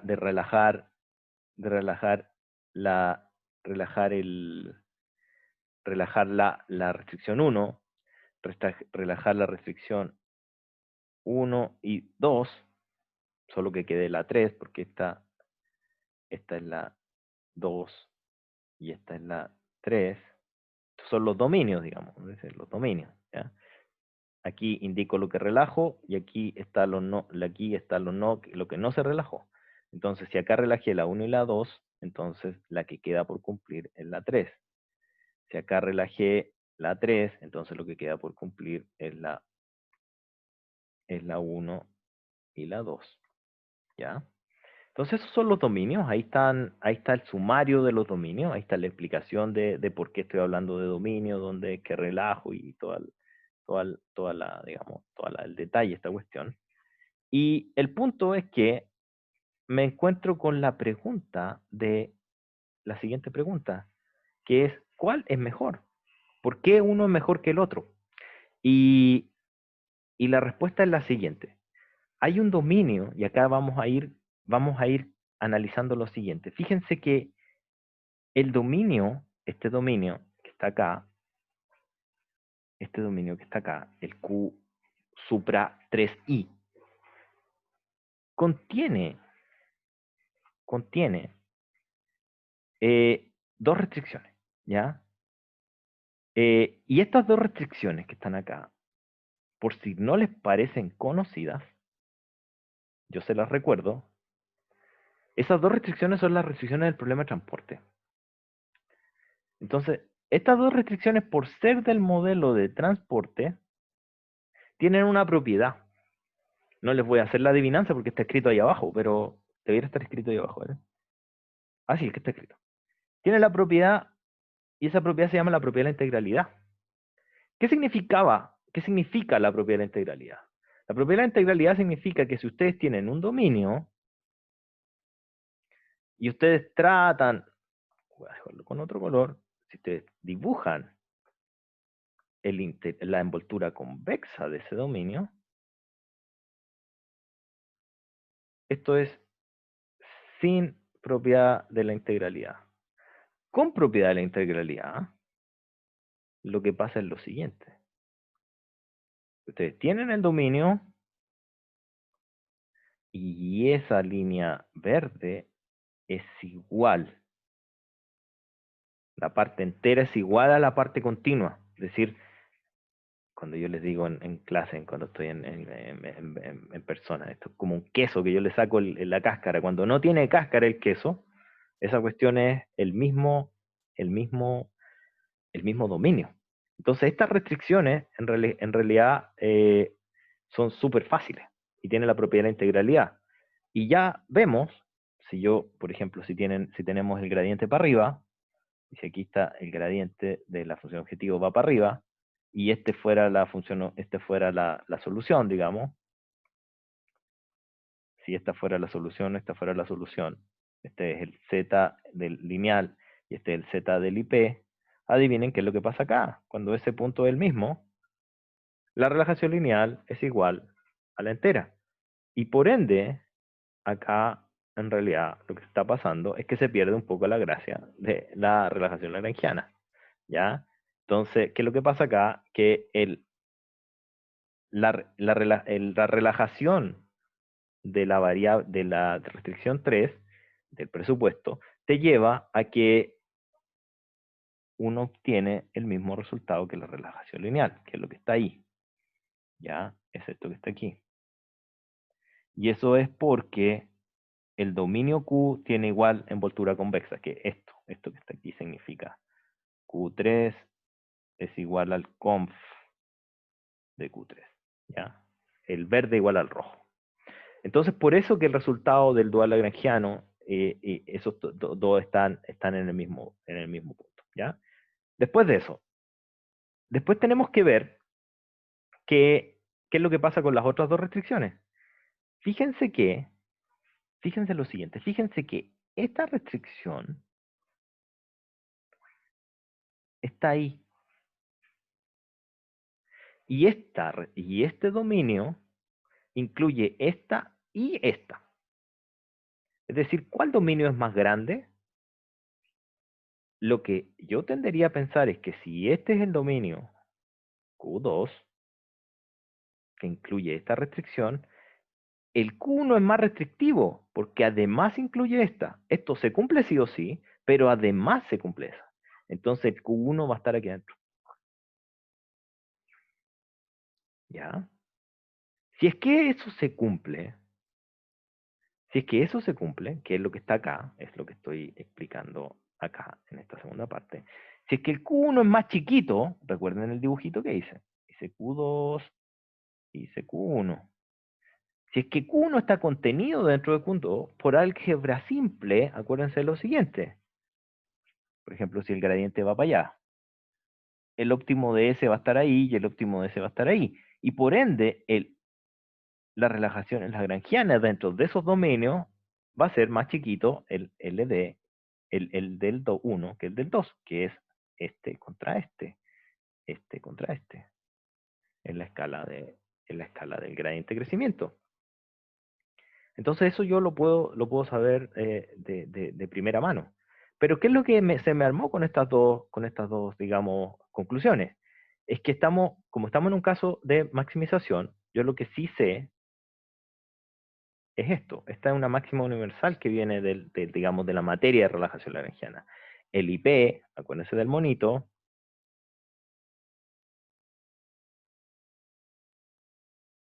me queda un poco feo, disculpen.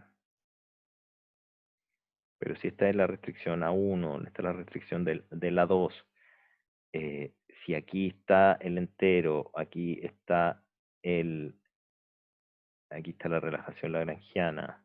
Vean el monito de la otra clase, ¿ya? Lo que sabemos es esto que está acá. Ese triunvirato de 3 puntitos que está ahí, ese triunvirato ahí. ¿Ya? Está el lineal, está el lineal que es el más grande, está la relajación lagrangiana que está entre medio, y está el IP que sería, digamos, el sueño del pibe, que es obtener digamos, el dominio de ahí adentro. ¿Qué es lo que pasa? Que eso, como lo tengo yo, de máxima a máxima, yo ya ahora puedo empezar a ordenar cuáles son las funciones objetivos más altas y más bajas. La IP es la más chiquita, que es a lo que me gustaría llegar, porque esa es la solución que más se acerca al entero. Y por el otro lado está la lineal, que es la que menos me gusta, porque en realidad no hace la pega. Como yo dijimos acá, que como el pedacito de queso aquí no tiene cáscara ese queso, entonces la relajación de la tercera simplemente es igual a la entera, a la lineal, que es lo que está ahí. Y las otras dos necesariamente son mejores por el teorema, digamos, de relajación lagrangiana, que está ahí, que de relajar 1 y 2 es mejor, digamos, son más chiquititas que la 3 necesariamente, pero entre 1 y 2 yo sí puedo distinguir con esta cuestión de los dominios, que está acá. Entonces distinguí con los dominios, que es eso que está aquí, y lo pongo acá. Y la relación final que obtengo es esta. Entonces, si es que esta es mi relación, y esto es puro lápiz, no hemos metido nada ni en Python, nada, ni Excel, nada. Yo lo que ya puedo saber es que la que está más cercana a la IP es el Z1, ZLD1. Y por ende, ¿qué es lo que sería bueno hacer cuando yo vaya a meter mano? Es relajar la primera restricción, sin relajar las otras. ¿Ok? Después sería bueno relajar la primera y la segunda, y finalmente, digamos, y ahí esto está malo, relajar la tercera. Fíjense, este es un trabajo solo de lápiz, nada más. Esto, digamos, guarden preguntas para hacerme después, pero quiero hacer un pequeño, dejarles un ejemplo que tiene algunos numeritos, revísenlo ustedes, es más o menos lo mismo que antes, pero la metodología, digamos, el problema es distinto, pero tiene numeritos, es con números. Entonces la idea es que definan para este problema de optimización, les pido que traten de hacerlo solitos, está en Canvas y todo, para este problema de optimización, propongan, empiecen a resolverlo con relajación lagrangiana, de modo de definir cuál es mejor y cuál es peor. Ahí tienen la pauta, obvio, para que lo miren y todo, pero traten de hacerlo solitos, para que ensayen, ¿ya? Ensayar, ¿ya? Ensayar de tarea. Eso se los dejo ahí de tarea. Hagamos, me pasé hartísimo, sí sé, hay hartos que me escribieron, pero era para terminar el problema, disculpen con eso. Vamos a hacer un break y volvemos en 10, 15 minutitos más, ¿ya?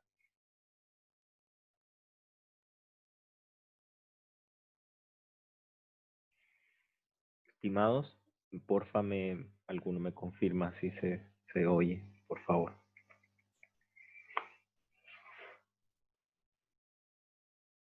Súper, muchas gracias. Súper. Estimados, aparte de haberme pasado media hora en la primera parte, tengo que comenzar un tema nuevo. Y mientras estoy haciendo esto, estoy pensando en el tema nuevo. Voy a hacer una introducción al tema nuevo en este ratito que tenemos, que no es tan poco, son 15 minutos, me quedan 25 minutos, perdón. Y voy a hacer, antes de comenzar formalmente digamos, con las ecuaciones, les voy a conversar un poquito sobre este tópico, que este tópico es programación no lineal. Es un tópico que, en términos administrativos, vamos a moverlo desde, ya les había contado, lo estamos moviendo desde intro a la optimización hacia programación matemática. La razón es que, a pesar que en muchos libros se explica primero programación no lineal y luego programación lineal, en términos didácticos nos ha parecido mucho más conducente explicar lineal primero, que es más fácil, ¿ya? En introducción a la optimización, y luego ir con tópicos más complejos en programación matemática, que sería entera y no lineal.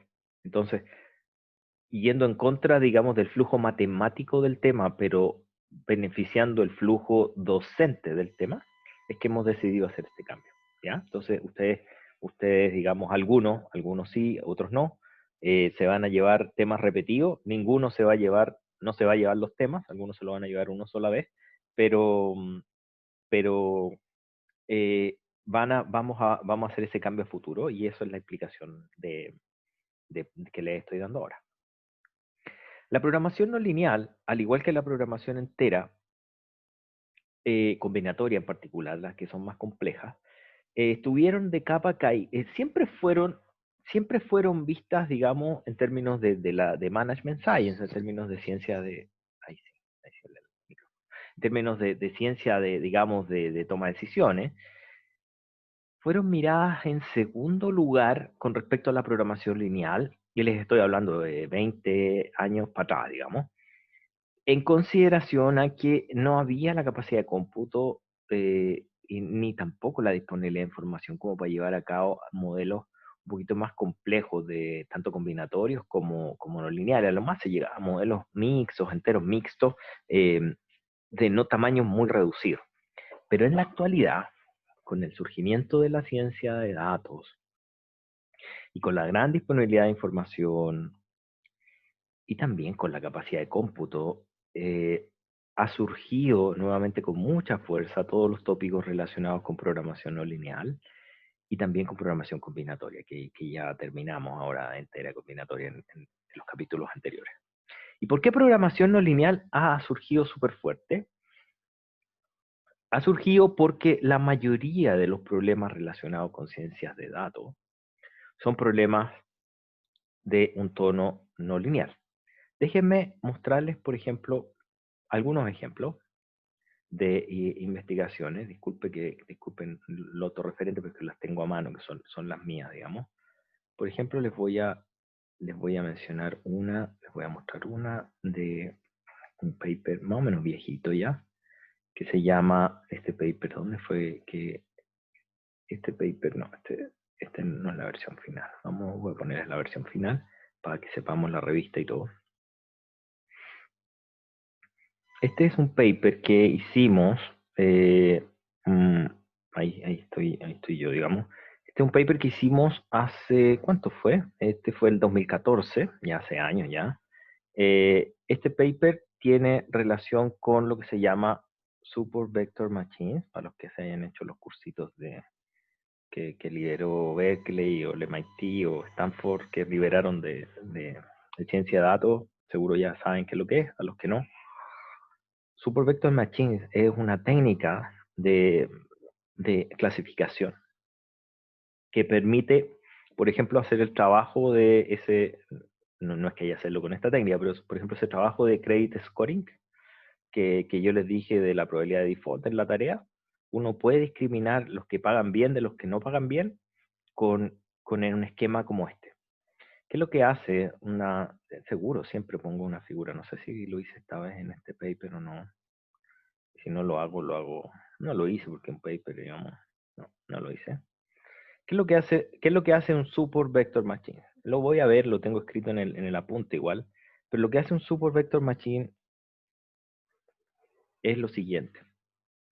Imaginen ustedes que tienen un conjunto de individuos que son calificados solo por dos atributos. Supongamos que tienen un atributo que sea la edad y otro atributo que sea el nivel de ingreso, por ejemplo, el sueldo. Y ustedes pudieran tener, por ejemplo, una distribución de personas a las cuales, que digamos que son, por ejemplo, están por acá, es por poner un ejemplo, y otras personas, esas personas que están en X son buenas pagadoras de crédito, y las personas que están en una bolita son malas pagadoras de crédito. ¿Ya? Entonces la pregunta es, ¿qué hace Support Vector Machine? Voy a borrar estos dos X de acá que están muy abajo. Supongamos que están ahí.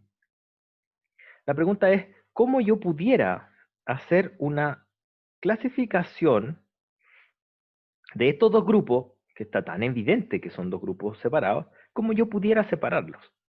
Hay muchas formas de hacer separaciones. En ciencia de datos están las técnicas de clustering, pero hay una técnica que permite tomar estos dos grupos, este grupo y este grupo, y separarlos en dos, ponerles una pared entre medio.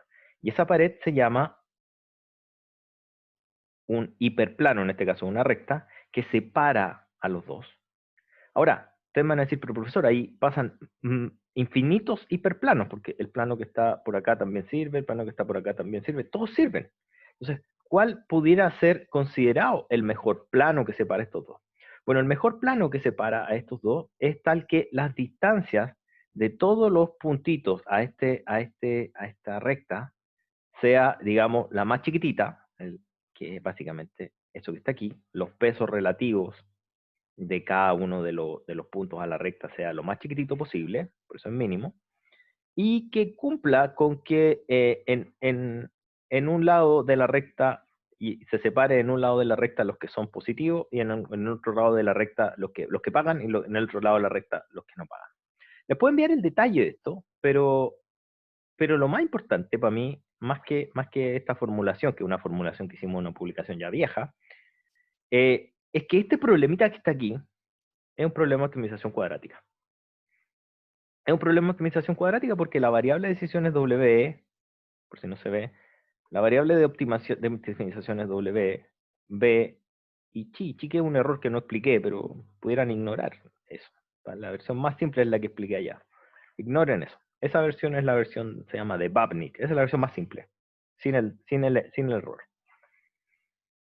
Y esa versión que está ahí es un problema de optimización cuadrática, porque eso que está ahí es una norma 2 al cuadrado, es decir, les sacaron la raíz de encima, es una sumatoria de pesos al cuadrado, y esto que está acá es una restricción lineal. Esta es programación cuadrática. Claro, uno dice, ciencia de datos, no sé qué. Es un problema de optimización cuadrática. Y los problemas de optimización cuadrática, si uno le saca las condiciones de primer orden de optimalidad, son un problema lineal. Este es un problema súper fácil de resolver. Pero para poder resolverlo hay que saber programación no lineal. Ese es el primer problema. Vamos con otro. Vamos con otro problema. Déjenme abro otro paper. Los de bombero ya lo conocen, pero no son no lineales, son grandes nomás, pero no son no lineales. Miren este que está acá.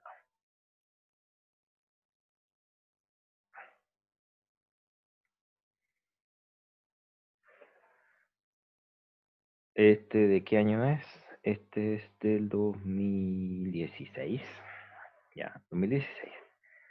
Esto se le pone el precio y se define qué productos están adentro de servicio empaquetado.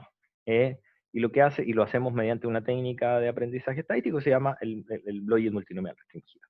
¿Qué es lo que quiero mostrarles? El modelo. Probabilidades para arriba y para abajo, pitatoria y cuestiones.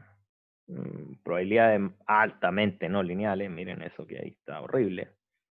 Pero lo que me importa a mí ahora es este modelito que está acá. El modelito que está acá, lo que hace es definir un precio, definir el menú o la composición de lo que estás vendiendo, el precio, el menú, se llama BP porque es Bundling Problem, y lo que hace es definir una serie de bundles, de K-bundles, para los cuales vende una cierta cantidad, una cierta demanda Q, que es una demanda no lineal, pero altamente no lineal, y ya voy a ir a ver la ecuación para arriba, por P menos el costo de vender ese menú o ese bundle. P es variable de decisión, X es variable de decisión, y Q es esta expresión no lineal que está acá arriba, que es un corcho no lineal más no lineal, no puede ser esa cuestión. ¿Ya?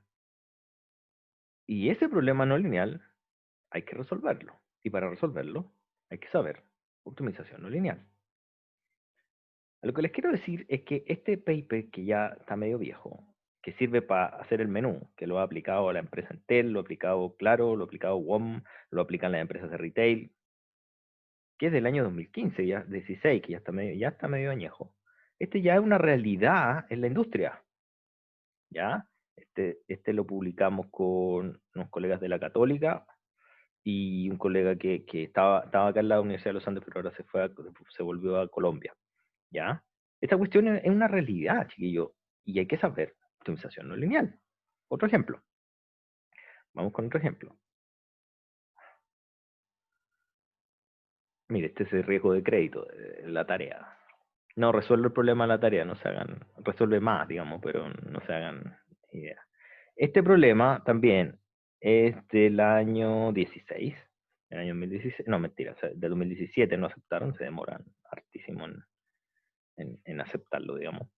Y este problema que está acá es una aplicación para asignación de créditos con máquina de soporte vectorial. Es decir, para el problemita este de asignar crédito, acabamos de, y utilizamos esta técnica de hacer la separación con el hiperplano, que es Support Vector Machines. Ok, aplicación en finanzas, digamos, aplicación de riesgo de crédito, no lineal, necesario. El modelo, van a ver, el mismo modelo de antes, ese es el básico, y no estamos haciendo el modelo propuesto, está más abajo el modelo propuesto.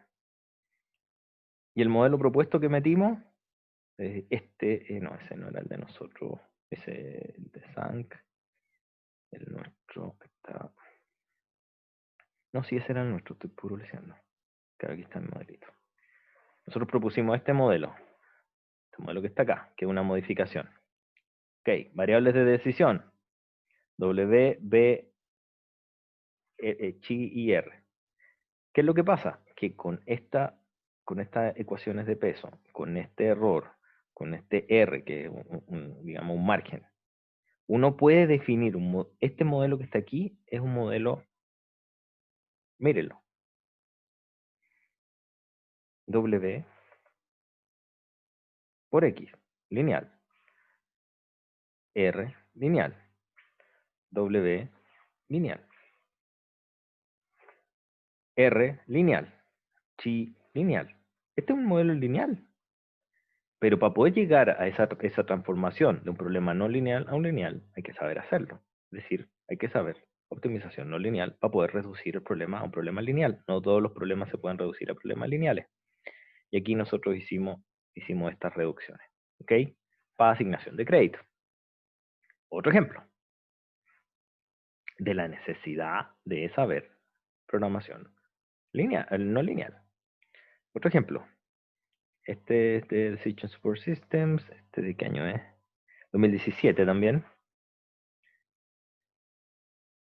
La misma idea, pero lo hicimos para hacer una asignación de crédito, pero ahora maximizando profit. Nos gustó la idea porque nos permitía, ¿dónde está el modelo, el base? Bueno, para no darles tanta lata, después de muchos cambios, partimos de un modelo no lineal y llegamos, después de algunas transformaciones, a este modelo que está acá. Lineal.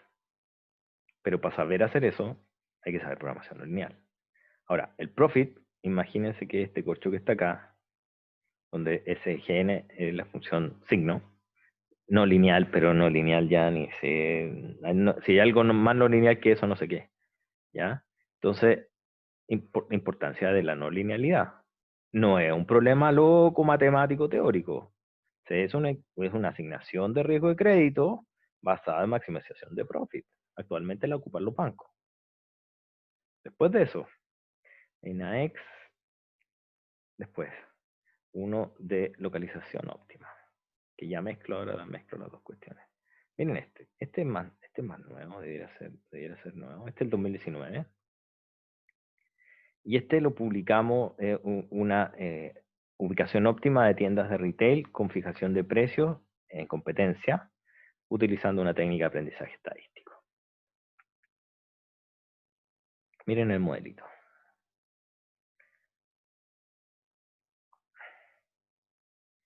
El mismo corcho de la demanda. Miren este modelo de acá.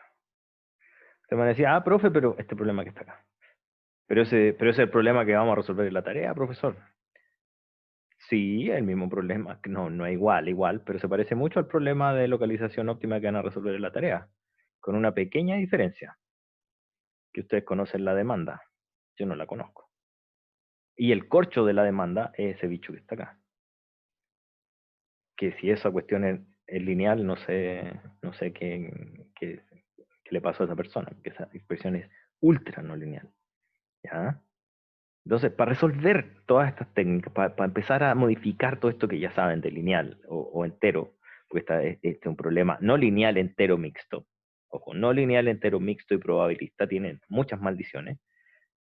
Hay que saber programación no lineal. Es una necesidad saber programación no lineal. Yo voy a descansar en algunas cosas que ya vieron. No lo voy a ver con la profundidad que los voy a ver los otros semestres, conociendo que hay algunos que vieron, algunos otros que vieron menos, pero sí vamos a ver muchos ejemplos. ¿Cuál es una de los principales problemas que tienen este tipo de modelos? Y de hecho aquí lo voy a conectar como para explicarlo. Que estos problemas tienen el severo eh, eh, digamos, pero, un gran pero, un pequeño gran pero, que son no convexos, chiquillos. Son súper no convexos. Entonces, cuando son no convexos, tienen la forma, no tienen la forma de una guatita, de un montecito que uno puede optimizar, sino que a veces tienen una forma que es asquerosa y que tiene millones de pics, millones de valles, y cuando uno quiere encontrar un máximo o un mínimo, esta cuestión en realidad uno lo único que hace es darle dolores de cabeza. Para resolver ese tipo de problemas, como ese que resolvimos ahí, utilizamos, como ven acá, una metodología que se llama PSO, que es Control Z, que es Particle Swarm Optimization. Y les voy a mostrar gráficamente, no ese modelo, porque no se puede graficar porque tiene muchas dimensiones. Les voy a mostrar ahora un modelo, que esto, ¿dónde lo tengo? Esto lo tengo en Lot Sizing con multinomial. Algorithm, acá está. Les voy a mostrar un programita chiquitito para que se hagan la idea de lo que pregunta. ¿Se ve en la pantalla una interfaz de MATLAB o de un IDE de un programador?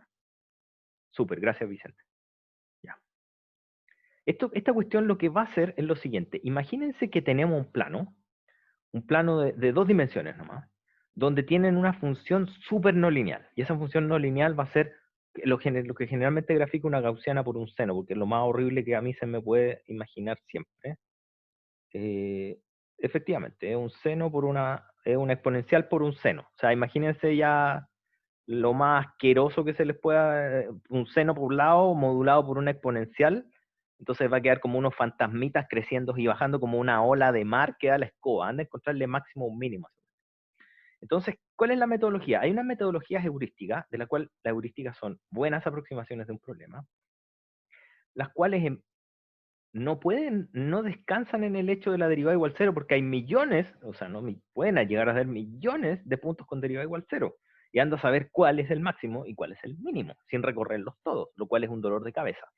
Hay muchas técnicas, hay al menos dos familias, unas que están inspiradas en los métodos de optimización clásicos y hay otras que están inspiradas en cómo funciona la naturaleza. Les voy a explicar ahora y les voy a mostrar funcionando una del segundo tipo, que se llama Particle Swarm Optimization, optimización por enjambre de partículas. Y lo que hace la optimización por enjambre de partículas es lo siguiente. Siempre pongo el ejemplo con piraña, disculpen si no es molestar a nadie, si es por explicar nomás, que espero que no sean susceptibles con esto, pero imagínense que estamos en una pequeña laguna con un conjunto de pirañas, y en esa laguna es como el espacio de posibles soluciones. Las pirañas son puntos digamos, que ustedes están evaluando, donde ustedes están evaluando la solución. La posición de las pirañas son, digamos, las posiciones del óptimo, e imaginen que ustedes ponen dentro de esa lagunita, ponen un pedazo de carne, de modo que ese sería el punto óptimo que quieren encontrar con las pirañas. La forma en la cual las pirañas funcionan, o uno puede hacer la abstracción de que funcionan según el autor que se llama Kennedy, un autor que escribió el libro de esto, eh, lo que hacen las pirañas es, ven a su enjambre y ven para dónde está yendo el enjambre completo. Es decir, observan qué es lo que está haciendo el enjambre. Pero adicionalmente observan ellas mismas con sus propios sentidos de olfato y de eventualmente intuición, o hacen lo que a ellas les parece mejor. Es decir, tienen dos componentes, lo que hace el enjambre y lo que hacen ellas. Y eso se llama el personal best, lo mejor que pudiera hacer yo, y el general best, que es lo mejor que hace el enjambre. Y uno hace una combinación de ambos valores, buscando hacia dónde está el pedazo de carne para ir a comer, que sería el punto óptimo. ¿Ya? Si uno esto lo formaliza matemáticamente, espero que tengamos justo el pedazo de capítulo, el capítulo que dejé en rojo, que lo pongo como optativo y generalmente me quedo solo con la introducción, digamos, pero aprovecho y les muestro ahora. Lo que hace entonces uno al formular matemáticamente esto es que queda un método de optimización, digamos, es aproximado, pero que hace más o menos esto. Espero que el update de la pantalla no me juegue tan en contra. Y espero que aparezca en la pantalla correcta porque estoy a 3 pantallas acá. Espero que se vea, y lo acabo de agrandar. Ese es el seno, los puntitos en calipso son las pirañas. Estamos buscando el máximo y en ese manto las pirañas se están moviendo haciendo eso que les dije, donde se está poniendo en intensidad de rojo porque hay muchas pirañas buscando. Y lo que hacen las pirañas es empezar a buscar en su personal, en su mejor personal y en el personal general. Y cuando ya se quedan en un lugar bueno, es que es donde el punto en donde está la carne, por decirlo así, y ahí se quedan. No sé si se alcanza a ver el movimiento eventualmente, quizás el update de la pantalla no es tan bueno. No sé, ¿lo ven?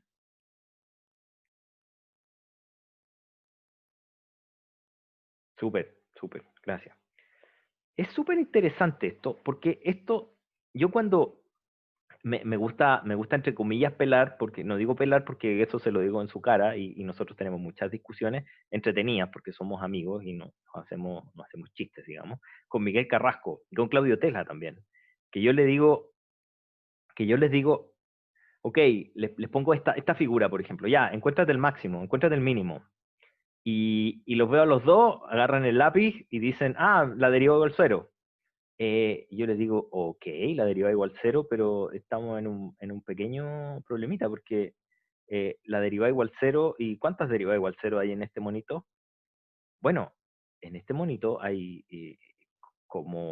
hay una ahí, otra acá abajo, acá arriba, acá abajo, acá arriba, acá abajo, acá arriba, acá arriba. Son muchas en realidad. Ah, sí, tenéis. Y el plano por acá al lado también tiene derivada igual cero. Entonces, ¿cómo vais a encontrar el óptimo en esta cuestión? Y es ahí donde yo les digo, hay que proceder, no ser tan estricto con los métodos, porque hay problemas que realmente no se pueden resolver con método exacto. Y lo que les quiero mostrar ahora, hay una pregunta, ¿qué significa, sea lugar para responderla ahora? Joaquín González pregunta, ¿qué significa la forma del manto? La forma del manto, Joaquín, en el eje X y el eje Y, hay dos variables de decisión, que podría ser X1 y X2, y en el eje Z está la función objetivo de la cual estoy buscando el máximo. No tiene ningún significado por el momento de negocio, pudiera uno inventar algo, pero es simplemente para explicar el método, ¿ya? En el fondo, es la maximización de este f de x, que es de x1, x2, ¿ya? Y miren ustedes cómo les fue a las pirañitas. Voy a dar vuelta a esta cuestión, si es que me lo permite la tecnología.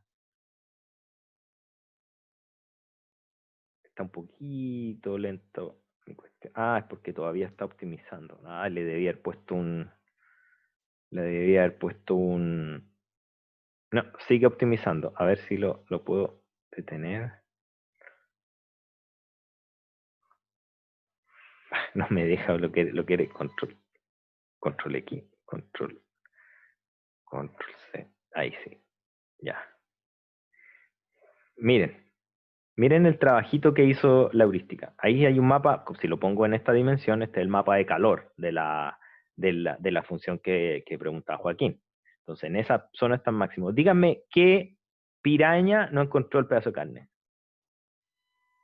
Chiquillos, cero derivada igual cero, nada. El método de las pirañas, tal cual, encontraron el óptimo en un seno por una gaussiana. Esa cuestión es súper difícil. Y las pirañas, ahí están.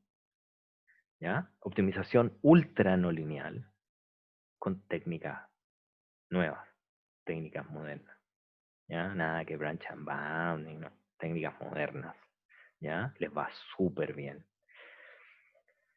Bueno, me calzó hacer esta introducción.